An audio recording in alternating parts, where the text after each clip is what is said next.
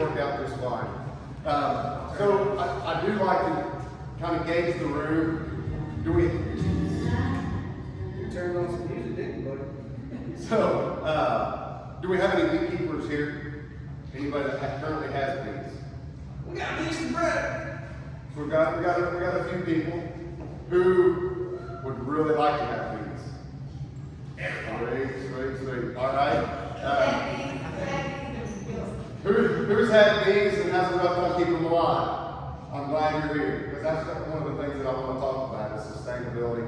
Did anybody hear me at the Home Service Conference this summer? Okay, so I'm sorry if you're going to get any repeated information, but if there's something I've repeated, take that as it's really important. That's really all I'm trying to project today, is success in this. Just like with any other livestock, USDA does declare honeybees are livestock, and they are. You have to manage them. There has to be husbandry. If not, you're going to get mixed results.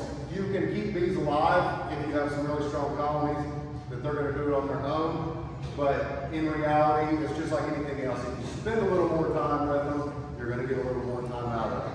So, is there anyone here that doesn't like honey? Okay, so I'm going to have to ask you to leave. But, because I know that that's one of the big things that really people enjoy, and that's the honey. That's when people think of honeybees, that's what we want. But that's just the beginning. And you'll hear people often ask, well, how much honey do you get out of a beehive? And that number it varies across the region. And just because you have a hive doesn't mean you're going to get that honey either. So I want to talk just about some basics real quick, some terminology. So when I say some things, you'll relate. The honeybees themselves, you have the worker bees, which are all female, the queen bee, which there is typically only one in there at a time.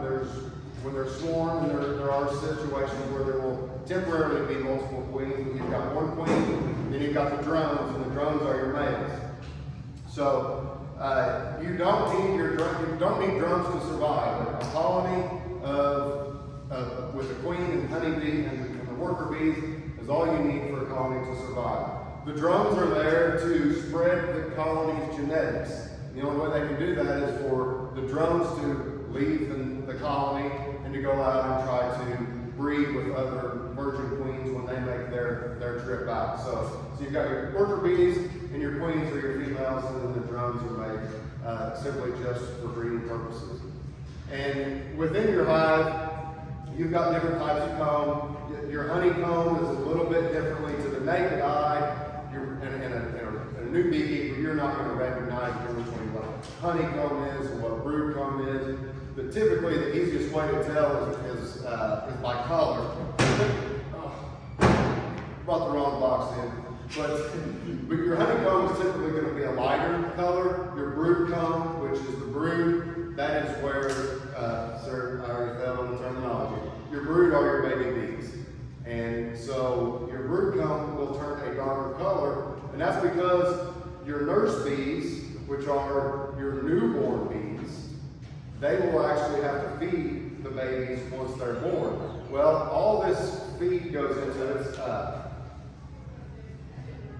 you looking for somebody? She just looked lost for a second. Bret, is there another box out there that I can go grab for you? I do have a honey super in the back of my truck. You want me to go grab it? If you want to. You know what the red Ford? No, it's actually in the back. In the back? Okay.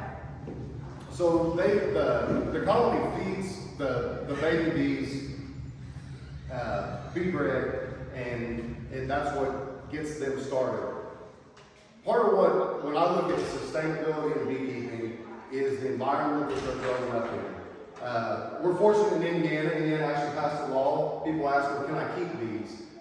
Indiana actually passed a law that says that no municipality, city, or county can create a law to prohibit you from keeping bees. Now, that doesn't mean that there's not going to be someone say that you can only keep 3 colonies, but you can keep them. The only situation that I know that's not true is HOAs.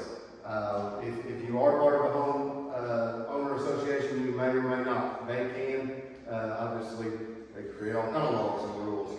But you can keep bees And so, I'm sorry, I just had a brain fade. So, when you get into bees, what do you want to do with them? And the reason I ask that is because you do need a mentor. You need someone that you can rely on to give you to share their experiences. And in doing that, if your interest is in wax, you don't want to talk to me. I'm not a wax producer. There are, just as I said, you work with your bees, there's things that you can do to increase your success, and that's by talking to people that have had success in that area. So if I don't want to pick on you, you both have had a rough time keeping bees, so I'm not going to come to you to ask how to keep bees, right? You're here to get past that next step. And most of this is just being humble about things. And so this is something that if you are going to try it on your own and you think you're going to figure it out, most of you will fail. It is something that, yes, the bees can survive without you, but it's usually when we interact just enough when we screw it up. And so that's, again, these are the kind of things that I want to focus on today. And so, where do you get your bees from is a lot of how this starts. One of the most common things that we deal with in Indiana is because we're just a little farther north.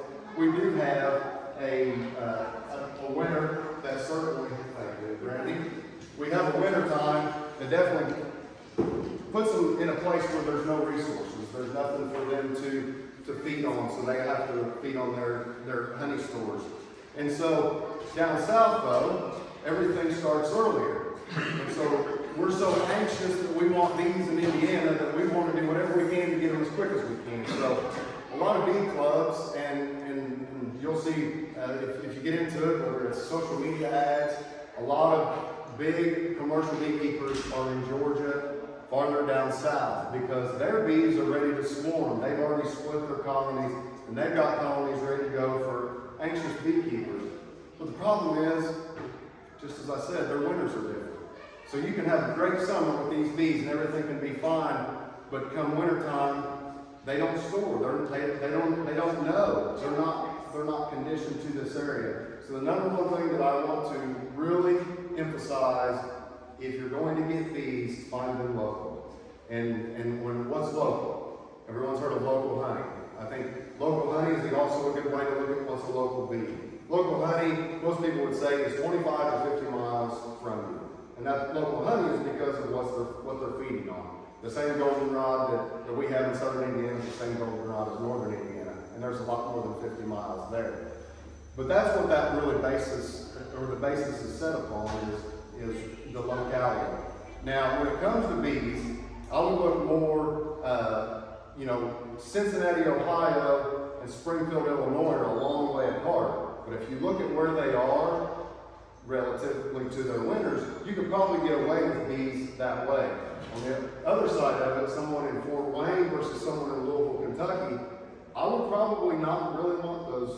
I wouldn't trust those bees because that's a big difference between southern Indiana and northern Indiana. So when you look for bees, look for someone established. I am really big on catching bees, and I've mentioned this many times. Southern Indiana is blessed with amazing woodlots, and there are so many wild bees out there now that's where we actually catch most of our bees. We do some breeding on our farm, but that's what I would encourage anyone to. And after you start your beekeeping, and I'll get into that later, that's also how I really encourage you to be sustainable and let your colony swarm. And then you just have the extra equipment to keep them, and that way you're not always spending money in this game, because it is like anything else. You're going to spend money. Where it starts is with the bees, and then what you're going to put them in. This is a Langstroth hive. It's probably what most people are familiar with. There's some other different types of hives, but I don't want to get into it. If you're interested, that's something I don't recommend to new beekeepers. I look new beekeepers to do what, I always hate to say go with the majority, but when it comes to expense, when it comes to knowledge, this is where you're going to find people that have the most experience. So once you've done it for 2 or 3 years and you think, well, maybe one of these other hive ideas is something I want to get into again, find yourself a mentor, Find someone that's done it with success, not someone that just said they did it on the internet that seems to be doing fine, but actually look for success. And the one thing about bees is that they have been around for thousands of years. And so, again, while we want to make them livestock, does anybody, who does pigs? You know, if you've got pigs, if you turn your pig loose, within 3 to 4 months, that pig will start to become feral. If you quit feeding it, it's got to, work on its own. And if that pig actually has a litter in the wild, that litter is wild. I mean, if they don't have human interaction, it happens that quick. The same thing can really happen with honeybees. They do have facial recognition features, and so if you're around your hives a lot, it's beneficial. But if you just let them go, they're going to do whatever they want, and they will become somewhat feral as well, which means they can become a little more aggressive. That's a whole other story. But when you're getting into your hives, I do really stress that the laying trough is probably the best thing for beginners. I'm not going to get into a conversation of what's actually best for bees, because again, that can still vary on a lot of different variables as to what would be best for you. So you need a hive, and you need bees. After that, I'm going to tell you, try not to spend any money, because other than protective equipment, there's a lot of things out there that you can dump money into, but I think that's where some of the sourness from failed experience with beekeeping comes, is because in the first year they bought a honey extractor, they bought all this equipment that you didn't need in the first year anyway, but you lost focus. And in your first year of beekeeping, the only focus that I really want you to have is keeping the bees alive. Yes, I'm going to talk about how to get new bees for next year, and you can get into queen grafting and all these things, but it's futile. It's absolutely worthless unless you can keep the bees alive. So that's the main focus that I want to have, and keeping them alive. It is paying attention to them. Again, it's not that you have to; it's that you really want to. You want to interact with them. And I've got some new beekeepers in here. I always say, start with at least 2 colonies. Not because I'm selling bees, but because I want you to be successful. If you start with 1 colony, you don't know if it's good, you don't know if it's bad, because you have absolutely nothing to compare it to. Start with 2 colonies. You will notice, well, this is my strong hive. This is my weak hive. You're going to start to recognize these things. Sad thing is, you can say, oh, this is my strong hive. It's the weakest hive I've ever seen. But it's still stronger, right? And if this one lives and this one doesn't, you start to understand some things. The other reason is because of the investment. Just like when you buy a cow or a pig, you got to feed it, you got to give it time, before you can realize any gain off of it. Honeybees are the same way. Yes, they will start making honey immediately. They'll start storing nectar, and they will turn into honey. But they need it. They need it the first year for sure. And that's the number one thing that I see failed beekeepers do, is they're just a little too anxious. Like, oh, I think they've got enough, or I'm just going to pull 3 or 4 frames this winter because I want to taste it. And then they're looking for bees in the spring because they didn't leave them enough resources. You can feed your bees, and I will talk about that, but what you want to leave them as much honey as you can that first year. All that's going to do is almost guarantee that next summer, early summer, you're going to get that bounty. You're going to be able to pull the honey that many of you are looking for. And that's its own rewarding experience, So I'm a sportsman myself. I've always been very big outdoors. And in doing that, I recognize a couple of things. The first thing is, if I'm chasing something, I tournament fish. I've actually helped the DNR put in hundreds of fish structures in Lake Monroe and Patoka. As a deer hunter, I provide habitat. I create things. I create an environment, and that makes what I'm working for so much better. And that same thing is true in beekeeping. I can promise you 100%. The bad thing is you can't put a fence around your bees, so you can't protect them from everything. But what you can do around your hives and around your property also goes into their survival as well. Plantings of natural pollinators, rather than trying to feed bees, I want them to go out of the hive. You can feed your bees in the hive, and we do feed some young colonies, weed colonies in their first year, I'm gonna be honest, maybe I'm a little harsh, but after the first year, if they can't make it on their own, I let them die. I can't, that's not beneficial to me. I don't think it's beneficial to the genetics of the honeybees. Only the strong survive. There's people that will fight me over this, and they feed their bees, and they have every reason, and you can do what you want with your bees. I just want them to forage, because that's what's natural. That's also where they get their medicine from. They go out, the nectars and the pollens that they bring back to the hive is crucial in feeding the young bees of your hive health. So, you know, when I know people that they have struggles keeping bees, but they've got these huge, beautiful gardens that they spray with about everything that you can imagine to keep it nice and beautiful. Well, guess what? Those bees take that same stuff back to the hive, and that eventually will deteriorate the colony health. So the same thing's true when you feed your bees. You're using sugar water. There's some other additives that people can use, but it's really not what you want. It's okay. And that's why I mentioned wax. If your business is nothing but wax, you probably are going to feed your bees because it's a fake wax. They don't even care. You're just trying to get them to make wax. And that's one reason why we do look at feeding bees in the smaller colonies, because it gives them a heads up to be able to make comb. It gives them the extra resources if they are a small colony, that they don't have to go far to travel, because if a bee has to go 300 yards to what they're feeding on versus 150 yards, they can make twice as many trips. So that's why I say the more you can do around your property, around your hives, the better. Simply because you want them to leave the colony to go forage, but you also want them to bring back lots of goodies.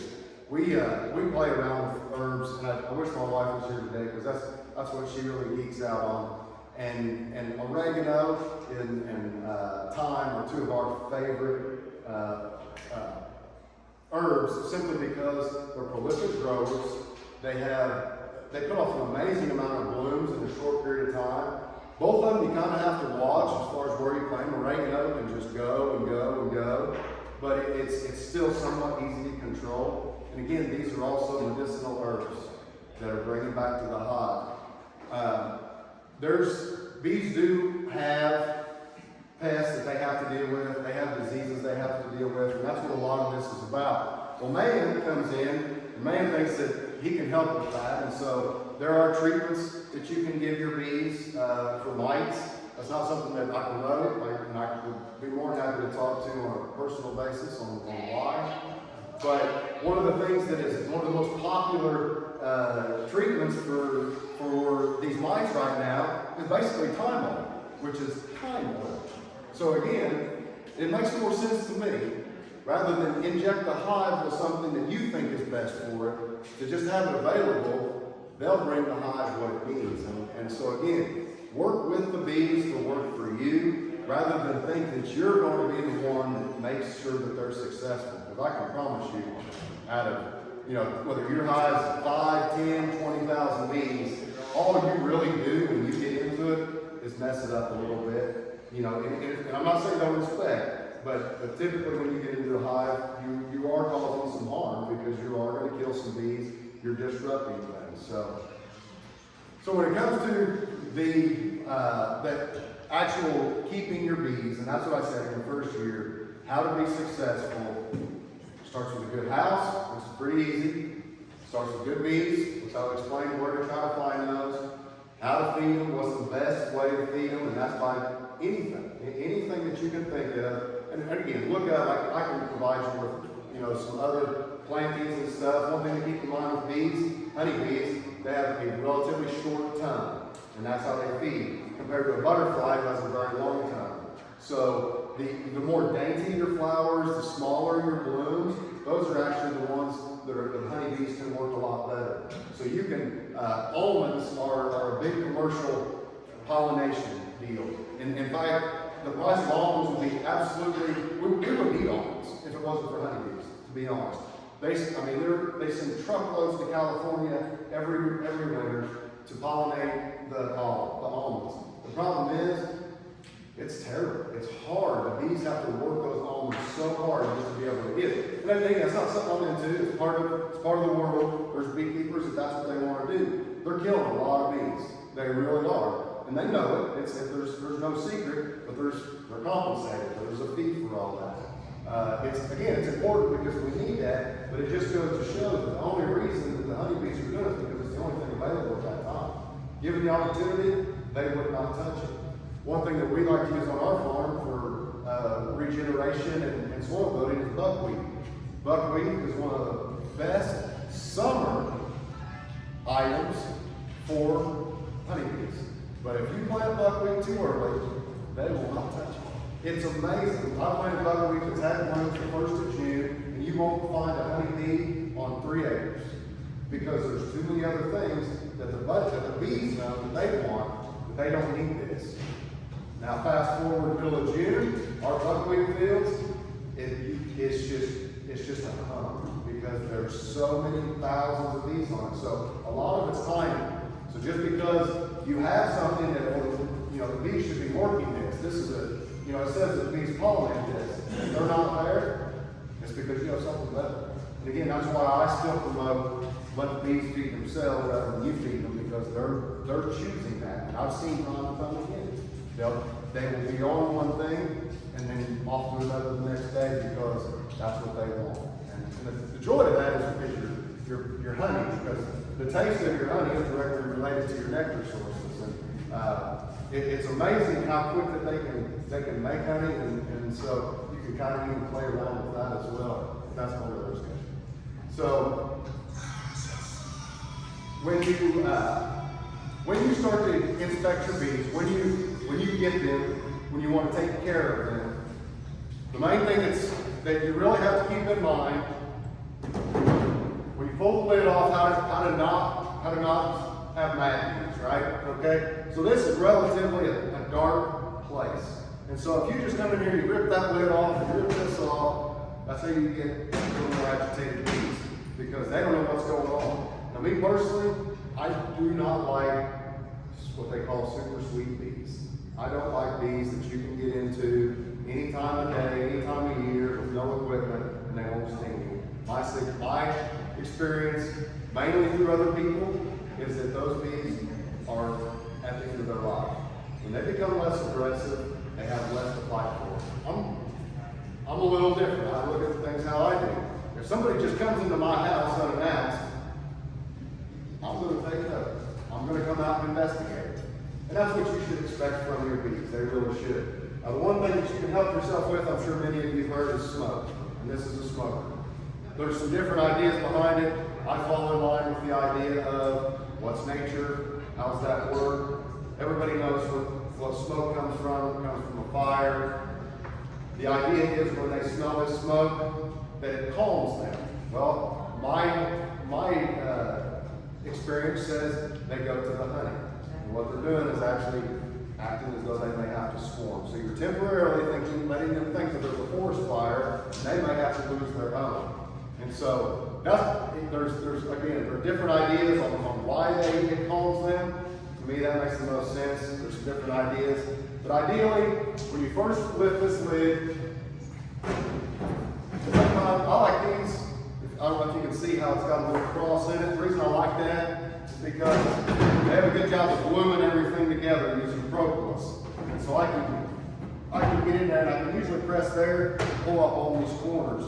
Now, as soon as I pop it open, I just give it a couple quick moves or quick sprays, and then I'll just let it sit there for a second. Because now the smoke's going in. Now they got a little bit more light. Give that about 10 or 15 seconds, which usually mess around with something else. Then I'll pull the lid off. And then I'll do the same thing with the center cover. Now, some people run different lids. It's called a migratory lid. You wouldn't have the center cover. It's all personal preference. It's not worth arguing over, in my opinion.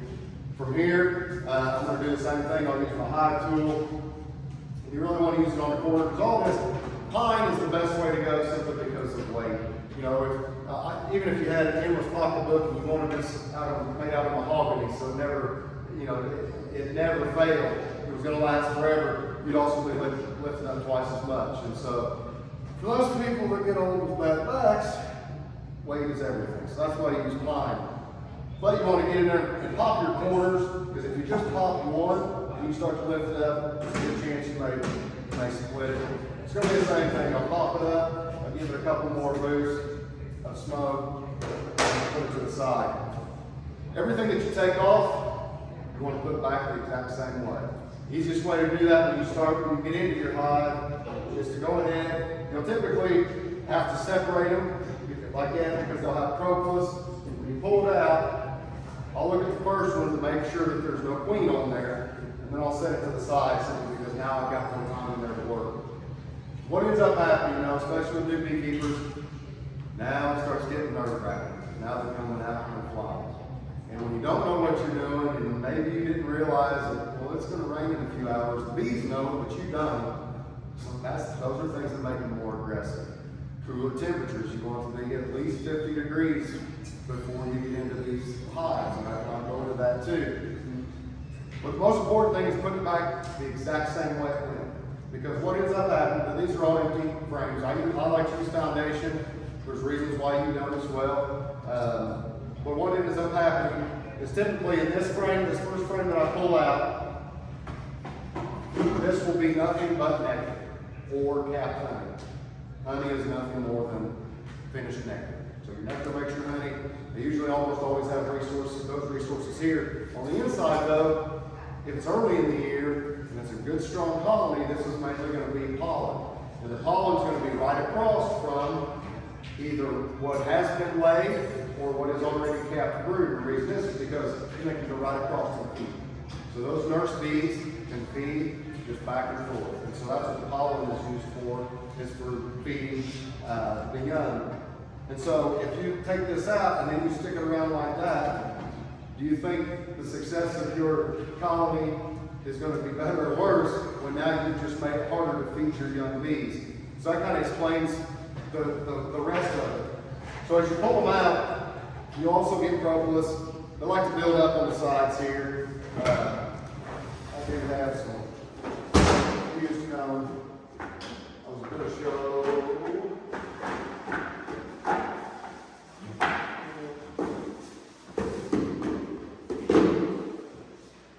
So what ends up happening is all this stuff on there is called propolis. That's bird comb. What they like to do is they'll put this right on in between your frames. The bad part about that is you got to put it back the exact same way. And they've already built that up, and you didn't push it back tight enough, so now there's a little bit more of a gap. So guess what? Next time you get into it, they've got more propolis built up, and guess what? When you put it back, you don't get it back near as far or near as close. And so what ends up happening then is they're going to start building wonky comb. They're going to start doing all kind of things because now you've changed the distance of how close your frames are. And millimeters matter because they need to be able to reach from one side to the next. So if you start spreading those out, they will make a bridge comb, and that's where you start to get into problems. Because if you have a colony that starts making, we just call it wonky comb, it cuts down on the amount of space that they can have. So in this colony, people, you hear about swarming. I want to give some real quick basics on this size hive, and again, why I think it's a great way to start. So well, that's not great. There's over 70,000 cells possible in this box. Okay? A queen bee can lay 1,500 to 3,000 eggs in one single day. If you do the math, at 3,000 a day, she could possibly outgrow this. That is a very short period that she would ever do that. In fact, on average, most days she's going to lay 1,000 to 1,700 eggs a day. So by that, when you look at the 21-day gestation period before that comes out, she cannot outlay this if it's laid out correctly. And that's why not having that wonky comb or bridge comb, because that will destroy it in a minute. And the problem is then you're going to have a colony that's going to swarm on you because they don't have the space. They also don't have the space to necessarily put all the winter stores back. So it is important when you see that, when you take these out, to scrape that brood comb or that propolis off there so you're getting a good connection put these back the exact same way. When I put them in, after my inspection, you also want to make sure you've got room on the sides. If I push all these to one side, you see that's got a very small space, and this has got a big space. What's going to happen? The bees are going to do what they want to do. The bees will actually start making comb on this side of your box, and this is going to be really shallow, almost pointless. So you always want to do the same thing. Just come in there, and you just want to split the difference. Of course, it's a little hard on stuff like this. You just want to make sure that they're the same distance apart and squeeze them together.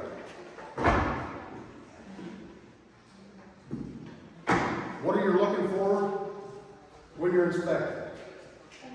The most important thing is if you can't find a queen. And when you are a newbie, it's tough. And she doesn't necessarily glow, she doesn't stick out. If you buy bees or a queen, they will sometimes mark them with the age of them, and so it does make it easier. But again, through other people's experience, I don't mark my queens through other people's experience. Every now and then, they mark their queen and she dies. And so whether you were just a little too rough with her, I like to observe them. But how do I know if I have a good queen? What's the hive look like? So if I'm just looking for not necessarily where the hive's at, but just to make sure that I've got a queen and everything's good, you can almost guarantee that if you go to these middle three frames, you're going to have brood or eggs. Brood, you should have brood and or eggs. And that's what you're looking for, because as long as you've got a good brood pattern, which is something consistent, or you can see eggs, you know she's in there somewhere. Now, if you ever get in there and you start to see that there isn't as much brood, you can't find a queen, but then all of a sudden there's new brood and it's kind of spotty, that's called a laying worker, which is a very bad situation. So if a hive becomes queenless, remember the other bees are females. They actually have ovaries as well. They can actually lay eggs and create bees. It's almost always you can tell, for an experienced beekeeper, it's really easy because she will lay 2 eggs in that cell. And so if you can't tell by the eggs, which are very, very small, almost like a very small rice, once it turns to larva after 4 days, the larva will stack. And so that's the biggest telltale.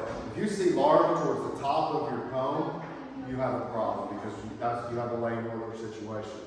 There's a lot of ways to remedy it, or there's some ways to remedy it. Honestly, I don't recommend it because you end up taking so many resources from other colonies to try to do it.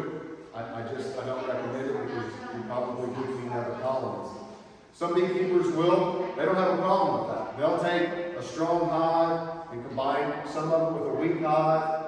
And again, these are things that you can do, but you have to be aware of what did you do and why are you doing it. Just that idea sounds good, but if that weak hive has a disease, you just added strong bees to a diseased hive. So you just took away from a strong colony, and you may hurt that colony for something that may be destined for failure anyway. So again, in the first year, don't worry about trying to do too much. Try to keep individual colonies. I always recommend keeping good notes. That's the benefit of having a partner in this. Even if they don't want to be stung, my wife almost never gets stung because she sends me to do all the dirty work. But she's there as I'm, talking, framing nectar. This is framing nectar and pollen. She's writing all this down. We have a number of colonies, so you can think that, I'll remember these 2 colonies, but in reality, we're not. Our memories aren't that great. And the more we put up there, the more we fail. So recommend keeping good records because that is also leads to your success. So keep your bees healthy. Keep them happy. Keeping them happy is not getting in their hive every day. I have friends, they love bees, they just love it, they love to just pop the top, and that's okay. Lifting the top is one thing. But every time you go through here, remember when I said you you got to push these frames back together. Every time you do this, you will kill a bee or two. It's almost impossible not to. The bad thing is when you just did an inspection, you feel really good, everything looked good, but you didn't realize you squashed your queen. And so it happens, but these are things that can really set you back. Now, if it's a strong colony, they can make a new queen, rear a new queen, and go through that whole process, but that sets your colony back. It sets it back about 3 or 4 weeks because you go through a period. That queen, she has to be born, then she has to go on her mating flight, and then she has to come back and lay. So typically, if you were to just lose a queen, by the time they rear another one for you, you've lost 3 or 4 weeks. And so if that came at the wrong time of year, that can be very bad, especially if it were to happen right now. Because right now, there would be no way for a queen to get bred. At this point, now that we're starting to have these frosts, I talked about the drone bees. They've got a pretty good life. They sit in the hive. The ladies go out, do all the work, bringing back food. They just got to go out and breed these queens. But they got kicked out of the hive by this time of year already. The colony realizes they're worthless to them. There's not going to be any queens, so why feed them through the winter? So they kick them out. So if you killed your queen right now, and you had a virgin queen, she's not going to get bred. And so that colony's not going to make it through winter. There's no way. The other thing about bees and how long do they live is always a question. It depends on when they're born. If you've got bees that are born in the prime time, in March, April, May, most of those bees actually only live about 6 weeks. They work hard, they go out. As I've said, that's when the queen is laying, thousands possibly of new eggs a day. So those are being born 18, 19 days later, depending on if it's a male or female queen. And so when it comes to this winter time, though, you don't have those resources. And again, this is another reason why you want more bees. So you're going into the winter, your bees actually start laying a different bee. And these bees will last up to 6 months. So you go from summer bees that only live 6 weeks or so to now your winter bees will actually live 6 months. And that's simply because in the wintertime, some queens almost won't lay. If they do, it'll almost look like a laying worker situation. If you get into your hive, I did an inspection the other day. One of the colonies, I bet there was less than 3 dozen brood ready to be born in that colony. But that's normal because they only have so much. But they have to have enough to keep everybody warm through the winter. And I kind of ran into a forced experiment last year. And so I run screen bottom boards. And the reason I do that is because of where I live. And if I live farther south, I would almost fully recommend this. And simply because of the heat of the hive. The temperature of the hive is all regulated by the bees. And they do that, how they do it is with moisture in their wings. They just move it through the air. And so when you're looking for success, where you set your hive, how you put it together also helps with that as well. The most important thing that I believe in are 2 things. That's having your entrance face the south or southwest, simply because those of you that know anything about weather, you hardly ever have rain that comes in from the south or southwest. South or southeast. So if you face this west, or even worse, northwest, if you think of what your winters are like, most of our bad weather comes from the northwest. You're going to get snow piled up on the front of this. So you want to make sure that you're facing away from the worst elements. The other thing is, try to find morning sun. That's the best thing that you can do for your colonies. Because the coldest part of the day is just as the sun's coming up in the wintertime and just in the spring. But if you can have that sun hitting your box first thing in the morning, it gets the bees going, it gets it warmed up. A lot of people just like it because it gets them working. So it'll get them out flying, which makes your honey, gets your colony going. The other thing that you can do to help them through the winter is to try to have some sort of wind block. I'm sure you drive across the countryside, many people have seen just 3 or 4 hives out in the middle of the field. I don't know how they keep the bees alive, to be honest. It's a tough place to put them in. You think, well, they live in this big tree out in the middle of the field, but if you look at the R factor of a 24-inch maple tree, there's more insulation than that in your home. So these are not, they don't have that insulation factor. So like I said, I use a screen bottom board, but in the wintertime, I will put in, everybody sees this time of year your political signs. I'll just put a piece of plastic in there that's basically that same thing, and it will keep the draft down.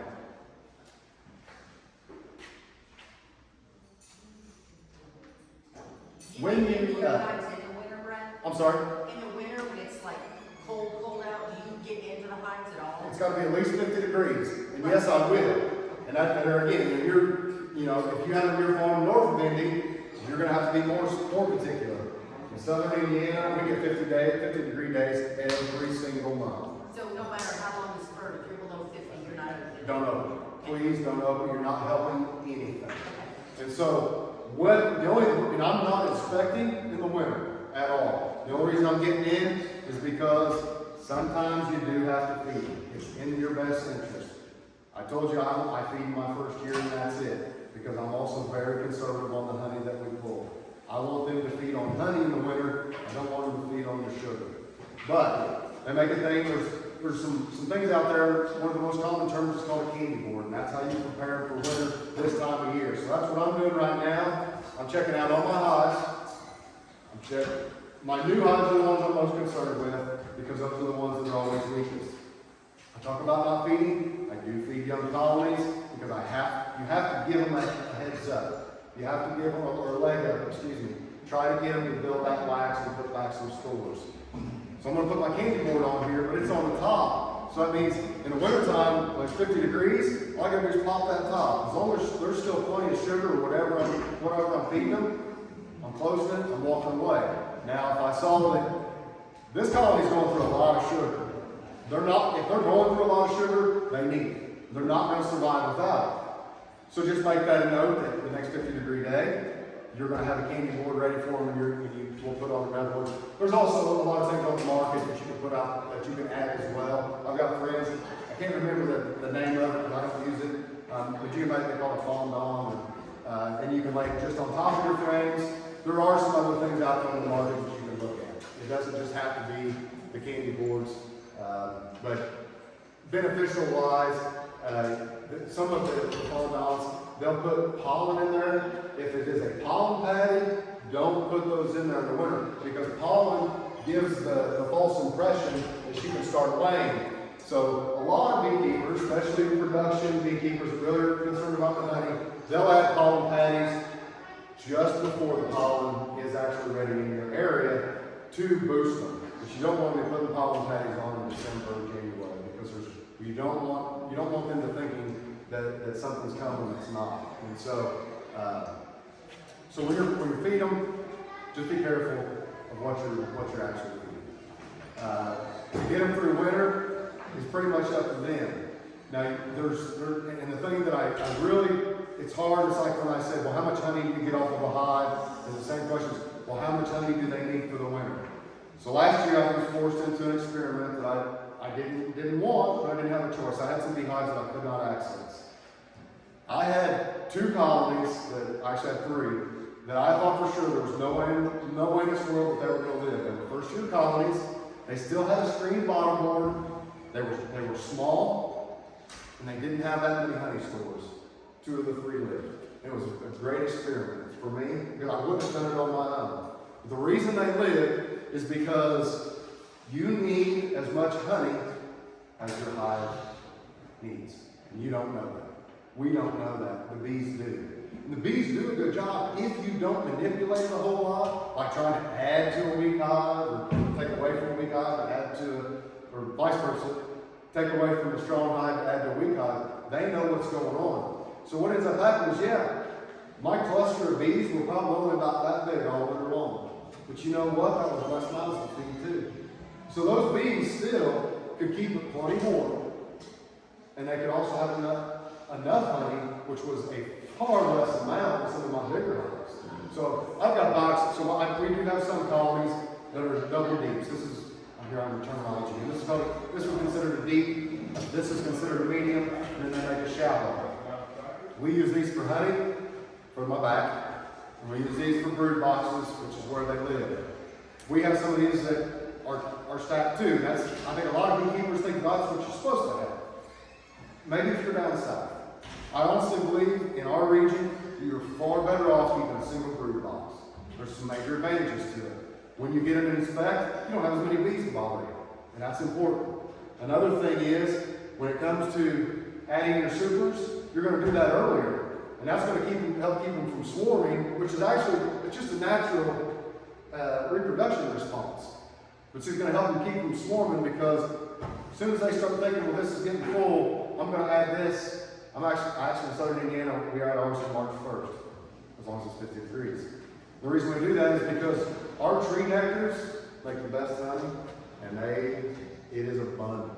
They will, and just imagine this, if you've got a maple tree about this big sitting in your backyard, you look at all those leaves, when that blooms, if you lay that out, imagine what that would look like as far as a flower patch, right? And so when bees work trees, they will work them hard, and they'll go on to the next one. And so much of, that's what our honey we derive from. It's a woodland wildflower mix, because your tree nectar far surpasses much of the wildflower nectars that you can produce, unless you've got vast amounts of land that you can do it for yourself. So I want to get them started out quick. Well, the good thing is, I'll put a queen excluder on here to make sure that she can't come up here. We'll put this box on, and we'll pull honey within 4 to 6 weeks already, if we would like. Or you come and you put another box, you raise this one up, and you put an empty one in between. So your colony still thinks I've got all kind of space. So she's going to keep playing, everything's going to be fine, not as apt to swarm, and you're actually probably going to get better honey production. The problem you run into when you get too deep is it's hard to keep control of. When it comes to swarming in the spring, which like I said is a natural, there's some beekeepers are going to say, I don't want my bees to swarm. The reason they put back honey right now, this fall, is anticipation for the spring swarm, to be honest. They start their swarming in the fall by putting back resources.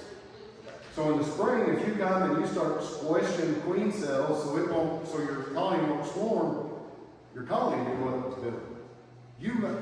You may have a queen that she's 4 or 5 years old, she's not laying well. They may need to replace her, and now you're sticking them with the same thing. So if any time that I get in and I see queen cells, I just make sure I have a way to catch them, because I'm going to let it roll. Because at that point, the hive it's already made up their mind, and through other people's experience, not my own, that's where you also run into problems. You'll end up sometimes doing something detrimental to your hive because they were smarter, they knew what their colony needed, not you. So coming out of winter, let them do their thing. That's always my thing. Give them places to go, which let that be honey. If you've got 2 boxes, one thing that I have continually seen, and we still see it with ours that we run 2 deep broods, almost all year long they stay in the top box. If they get down in here, they'll put some nectar and some stores back, but they don't really need it. But when they're laying, they may only lay right up in here. Because remember, I talked about all the space that they have in a single brood box. So if they've got the space, they don't have any room to come down, so it's just more room to guard. It's more room to heat, more room to cool. So again, I think where we're at, most of you are still right about the same area. I recommend single brood boxes, especially getting into it. Big colonies don't actually mean more honey. Big colonies just means more bees. One thing people always want to talk about is getting stung. If you don't like being stung, do not get bees. On the other hand, I mentioned this to somebody earlier, since about the middle of July, I've been stung by more yellow jackets than I have honeybees. And I deal with hundreds of thousands of honeybees. So it is about learning when you can get into your hive, when not to. Also, when it comes to the getting into your hive, like I said, rain days versus sunshiny days, there's a big difference. If you've got a lot of bees out working, there's not many bees to guard the house. So don't ever get your bees in the rain time. When you've gotten stung, is it usually when you're working in the hive or just when you're out and about around? So I was going to follow back up on the facial recognition. So we've got bees in 4 different places. The bees at my house, we live in town. That's where we keep our wheat bees. Or I call them wheat first year bees, small swarms. I still have swarms that I caught this year that never came to our house because they were strong. I keep an eye on them. There were some that we need fed. I don't like to feed my bees, so I don't want my bees near any bees that are being fed. So I bring them in, I bring them into my house. Those bees, I mow around, sit on the back porch, I have a cocktail. These bees see me all the time. I weed eat, I mow, without avail, I can be around those hives. I have no problems at all. Now many of these bees come from similar genetics to where I have two of my other farms that I don't spend any time at, other than, because they're just basically first year bees that I let do their thing. So they see me only for mowing and some routine inspections. I always wear a veil because they will come out. They don't recognize me. They don't see me as much. So there are some people that they do. They get into their hives weekly. That is kind of why they do it, because they want that recognition. Doesn't mean they're not going to sting you on a bad day. But what it usually means is not as many. Now, the bad thing about a bee sting is, once one does it, they put off a pheromone that lets others know, hey, we've got a problem here. Because everybody knows that a bee, 99% of the time, a honeybee will die after stinging you. I say 99% of the time because the stinger does have to come out. I have taken many stinger trails, is kind of what I call them, where they may try to sting through a glove, and it doesn't come out because she doesn't push it through, and I'll get little venom trails. But other than that, they're going to die. When they do that, though, they put off that pheromone, so it alerts some of your other bees. So if you have a bare spot, and I've made mistakes, mistakes are always learning moments. If you've got a bare spot and they find it, usually a couple are going to find it. Actually, maybe not a bad thing. There's something called apitherapy, and I believe in it. I've been stung in my hands. I have some hand injuries over my lifetime. My wife's granny, she didn't know what was going on when she was younger, but if they had a sore muscle, granny would go out and catch a honeybee, and then put the glass over the honeybee on the sore spot and let it sting you. And I'm not going to lie, if you're not allergic to it, there is some truth to bee venom has some medicinal properties to it as well. So, as far as keeping bees alive, it's a game.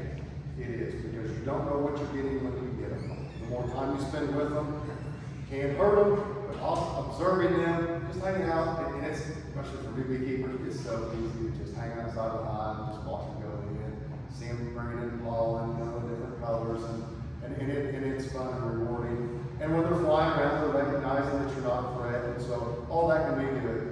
If you do want to get stung though, stand in front of your hive, because if you're in the way, at some point somebody's going to move. So stand off to the side if you want to observe them without any beekeeping gear on. But and there are a lot of people on YouTube out there that you'll see that they wear no protective equipment. Again, you do what you want, but I beg you, never not wear a veil when you get into your hives. That's one thing. Even people that aren't allergic to bees, and you can develop an allergy after being stung by hundreds of bees years later. I have unfortunate friends that have had to get out of beekeeping. But one bad situation, it could be very bad. But even if you're not allergic to bees, you take 20 or 30 stings to your neck and face, you will get poisoned. To what level, we don't know. It just depends on the individual. So regardless of what's out there, please always wear protective on your face. If you want to let your hands get stung, some people, I'm not against it, I just want you to protect your face, because especially new beekeepers, there's a lot of variables, and that's what you'll learn to get into your hives. What days they'll maybe a little more aggressive, what time of year they're more aggressive.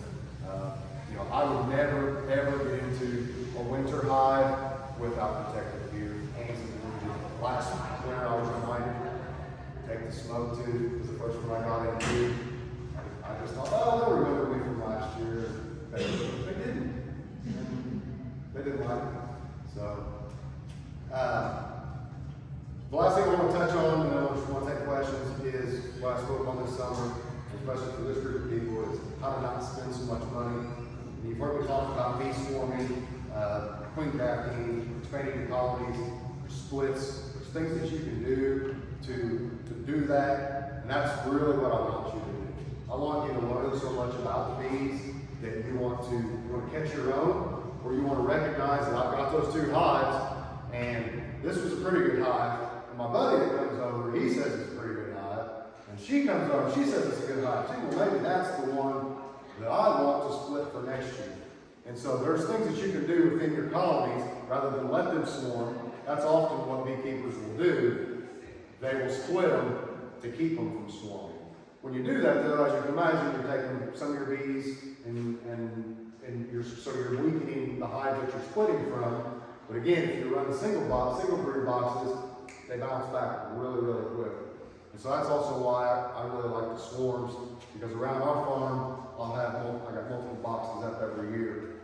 So and once one moves in, and I was talking to somebody else earlier, once one moves in, one can't. And so I've had 2 situations in the last year. I had one particular fence row that I could pull my swarm box down and set another up the same day that I took that one. Within 2-3 days, I had another colony. I mean, so there was obviously multiple wild colonies out there that were using that fence row. Actually, a client in our other business, and he wanted to get into bees. And I said, well, let me see if I can catch some at your house. So he sends me this video. He says, I think they're there. And our swarm box was all covered up. I was like, awesome.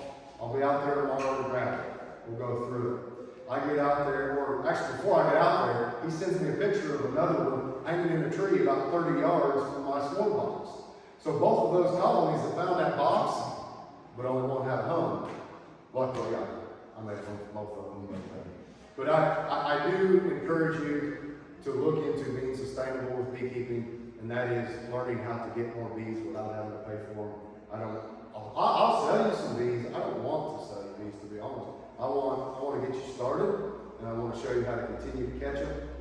Again, I'm a sportsman, so I've always hunted and fished and everything else. This is the best catching and release there is. You know, I mean, I'm not killing anything on purpose, and the bounty is wonderful. They continue to give. So obviously, honeybees, because of livestock, if anybody has livestock or a pet, this is easy. Simply because you don't got to feed them every day. You don't have to let them out. The only bad thing is you can't keep them in a fence. So if your neighbors don't like them, you got to work that out too. But ultimately, they're the easiest livestock that anyone can keep. So, are there any questions? Because I know I missed a bunch of stuff. I jumped around. That's what I do. But yes, ma'am. What's the best thing to put your bee boxes on? On? Yeah. That's debatable. What I will say though is height is very important. Okay. So I like to use 2 concrete blocks, 2 cinder blocks, but I'll also use those cinder blocks and I will run 4. I actually put 2 2x4s together because I like to cross grain wood. Wood keepers know about that. But what's most important is you want some height because of their pests and their predators. So you want to keep mice out, which mice can climb. But really, raccoons and skunks can cause you some problems. And you may not realize until sometimes you'll get out to your colony and they're extra feisty. That's because somebody's bothering them. So the good thing about it being higher is when those skunks and those raccoons have to get on their hind legs to get up there, the only place a bee can sting them is right here. So once they get in there, they open themselves up, and they will keep them at bay that way. Putting them on the ground is a really bad idea, just because you've got more pests. You want to try to give them some help. If you think about it, most of your colonies live in a tree, whether it's 10 feet, 20 feet, I've seen 30 and 40. So I'd say height is more important than what you put them on. You can help yourself out with what you lay on the bottom. Again, to try to keep things away. Ants can be some people think they're a problem in hives. They don't seem to really bother the bees. I've opened some and it's gross. I mean, colonies of ants in all 4 corners of my top board. The easiest way to kind of help with some of that is if you have a line down below your hive. That also keeps a lot of those pests away. Well, the line will cut the lining of a lot of ants and things like that. So it will actually hurt them. So that will help. We also mentioned oregano. We like to plant oregano around our hives. not to say it's necessary. So, any other questions? Come on! Thanks. Does the screen board do, again, what's the purpose of? So the screen board allows for more circulation. And so when I talked about hive placement, I actually like my hives to be a little bit darker because I like them to have shade in the afternoon. The reason temperature is important in your hive, and that's what the screen board does, is it helps keep it cool in the summer, which to me is very important because you need them to be able to work.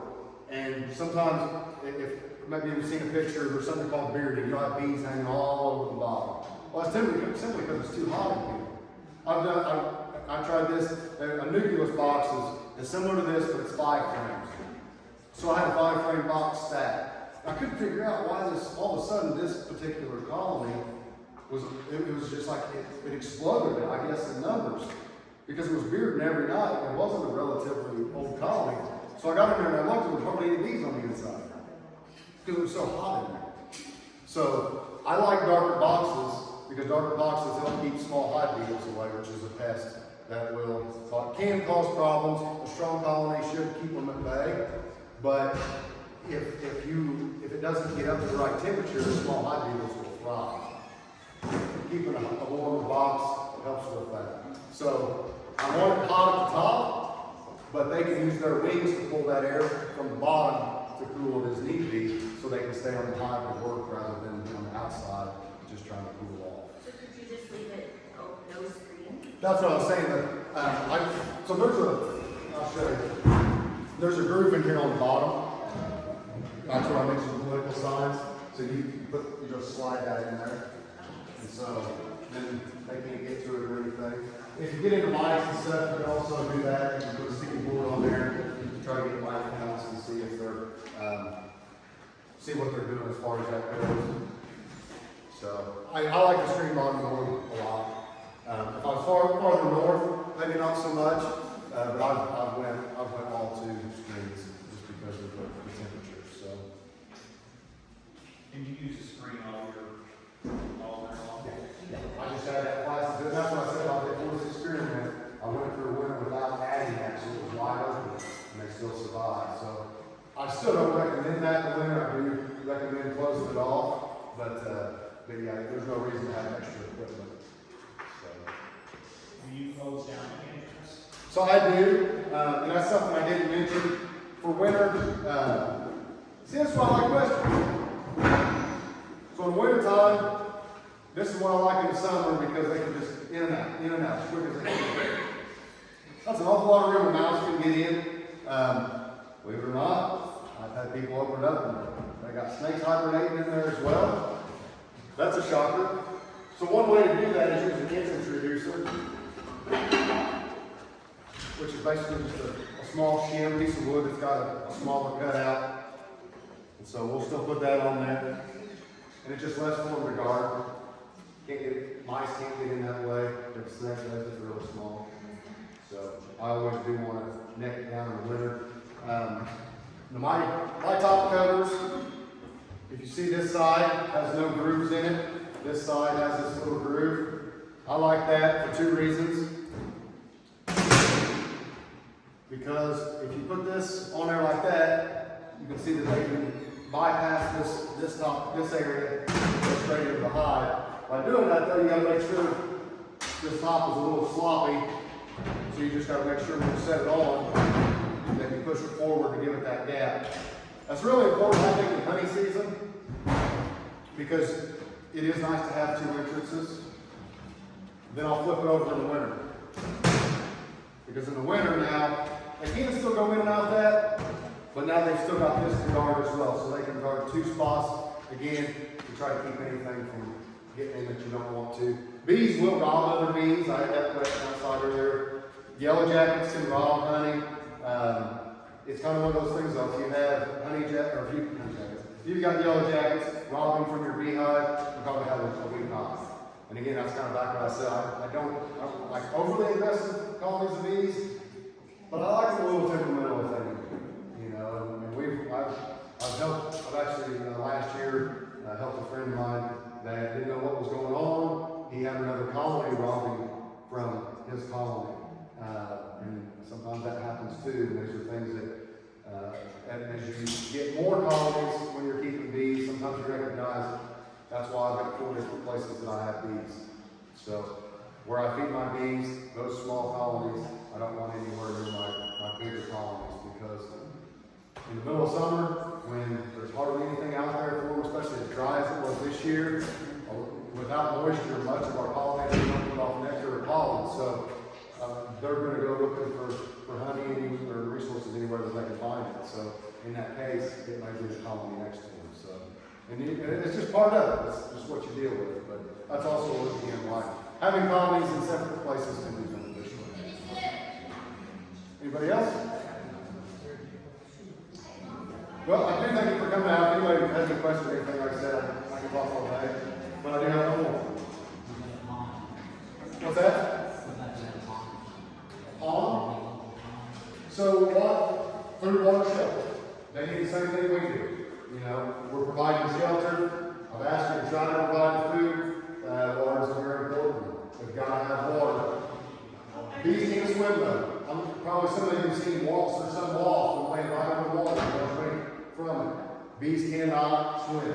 So I've got friends and people I know that will create bird baths or situations like that. Put some rocks in there. That way, if they get into the water, they've got something that they can climb out of and dry off before they take off. Obviously, a pond you can't do much with. One thing that would help is, do you have riprap in your pond at all? Well, it's just one of those things. I mean, ultimately, in most pond situations, they're coming to the edge of the pond anyway. Where they get into trouble is if they've got some wave action or something that may get on to them, but they're usually coming from the bank anyway. So, but I know bird feeders or bird baths is a common thing that people use. My wife uses it's a tub, and so the sides are just too steep. So that's why we've got rocks in the bottom of that. It's just something for them to be able to get out of if they get into trouble. So like I said, if you want to talk about bees, I'll be here for a little bit longer. If you want to get into bees, now's the perfect time, because you really need to think about it. You really need to reach out to maybe someone that you know. If not, tons and tons of experts on the internet, right? But there are some people out there that know a lot of things. There's some really good publications out there. It is something you need to educate yourself on. You're never going to learn anything until you get in the hive. So I do encourage you, if you're interested, to really get into it this winter. Some of you are doing that right now, just trying to educate and figure out how to avoid some mistakes and work on it now. And I wish you well in the spring. So would you wait and add your bees in the spring? Yes. Yeah. So, prime example. I was going to throw one out since I heard you were wrapping it up. So we've actually talked about partnering up because we need a second box in another colony at our property. So we've talked about in the spring having him come out and set up again, but this time maybe do a small group, maybe 20 people, and maybe charge $20-25 and the money will go to Bret. But we need another colony in another box. So he's going to come out in the spring. We haven't got down a date yet for that. So be on the lookout for that. But that'll be a good opportunity to actually see hands-on us going through the colony, the box, and everything else. So you got anything to add to that? Well, and so he talked about getting 2 colonies this year. Talked about getting one this fall. This goes into your question. Yeah. Don't do it. Yeah. It's a waste of money. Because why buy something that is getting ready to go through the toughest part of their life? Save your money, wait till spring. Get hooked up with somebody, and like I said, I do. I mean, I encourage you, try to find a local beekeeper.